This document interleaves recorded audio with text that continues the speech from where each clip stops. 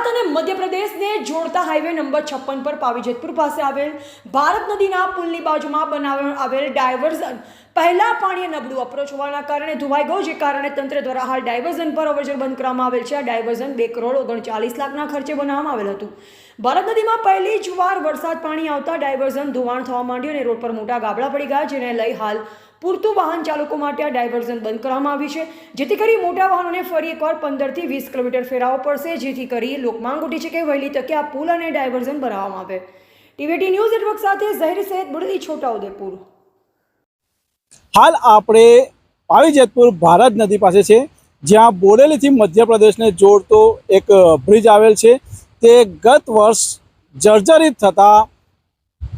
આજુબાજુના ગ્રામજનોને જવા માટે ડાયવર્ઝન બનાવવામાં આવેલું હતું। એ ડાયવર્ઝન 2,39 લાખના ખર્ચે બનાવવામાં આવેલું, પણ આ વર્ષે પાણી આવતા પ્રથમ પાણી આવતા જ એ ડાયવર્ઝન પાણીમાં જતું રહ્યું એવું લાગી રહ્યું છે, કેમ કે પ્રથમ પાણી આવતા જ ડાયવર્ઝન ધોવાવા માંડ્યું છે, જેથી કરીને ડાયવર્ઝન બંધ કરવામાં આવ્યું છે અને ડાયવર્ઝન પર લોકોની અવરજવર બંધ કરવામાં આવી છે। ટીવી18 ન્યૂઝ નેટવર્ક સાથે રિપોર્ટર ઝહીર સૈયદ, બોડેલી, છોટાઉદેપુર। ગુજરાતથી એમપીને જોડતો 56 નંબરનો એક્સપ્રેસ હાઈવે જે છે એને 1.5 વર્ષ પહેલાં બ્રિજના પાયા નદીની અંદર બેસી જવાના કારણે જ્યારે લોકોને 1 વર્ષ સુધી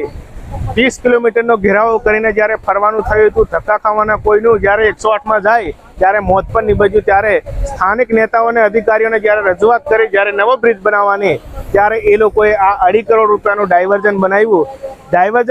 ત્યારે પણ અમે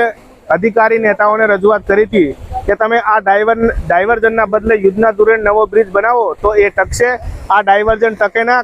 કારણ કે અહીંયા પાણીનો સોર્સ જ્યારે વધારે આવતો હોય, સુપી ડેમની અંદરથી પણ પાણી આવતો હોય ત્યારે એ પાણીમાં પૈસા જાય, ત્યારે આજે સાબિત થઈ ગયું છે કે એ 2.5 કરોડ રૂપિયા પાણીમાં ગયા। અને આજે આપણે આ ડાયવર્ઝનને જોયો છો કે બિલકુલ અંદર ભ્રષ્ટાચાર અને કૌભાંડ થયેલું દેખાય છે, કારણ કે જે ભૂંગળા નાખ્યા છે એનો માલ નહીં, મટીરિયલ નહીં, વ્યવસ્થિત કશું વ્યવસ્થિત કંઈ વાપરેલું નથી, કારણ કે આ લોકોએ પોતાના આ સરકારે ખાલી કાર્યાલયો જ બનાવ્યા છે, બાકી આવા કોઈ બ્રિજ કે પુલ એમના કોઈ એકે નવા બનાવેલો કોઈ તળાવ નહીં ટકતું, કોઈ પુલ નહીં ટકતો, કારણ કે ભ્રષ્ટાચાર સિવાય આ આંધળી મૂંગી બેરી સરકારને કશું જ દેખાતું નથી। જ્યારે ફરી પણ આજથી આ ફરી પાછું 30 કિલોમીટરનો ડાયવર્ઝન, જ્યારે કોઈને ઇમરજન્સી દવાખાને બોડેલી હોસ્પિટલની અંદર પહોંચવું હોય ત્યારે 30 કિલોમીટર ફરવાનું હોય, ત્યારે એ જે 30 કિલોમીટરનો રોડ છે એ રોડની અંદર 1 થી 1.5 ફૂટના ખાડા છે, ત્યારે આ લોકોને કેવી પરિસ્થિતિ ભોગવવાનો સમય આવશે। જ્યારે આ સરકાર જ્યારે મોટી મોટી વાતો કરતી હોય, જ્યારે સત્તાની અંદર બેઠી હોય, ત્યારે આ બ્રિજ હવે તાત્કાલિક ડાયવર્ઝનને 1 પણ રૂપિયાનો ખર્ચો કર્યા વગર હવે પછીથી આ યુદ્ધના ધોરણે પુલ નવો બનાવે એવી અમારી માંગણી છે।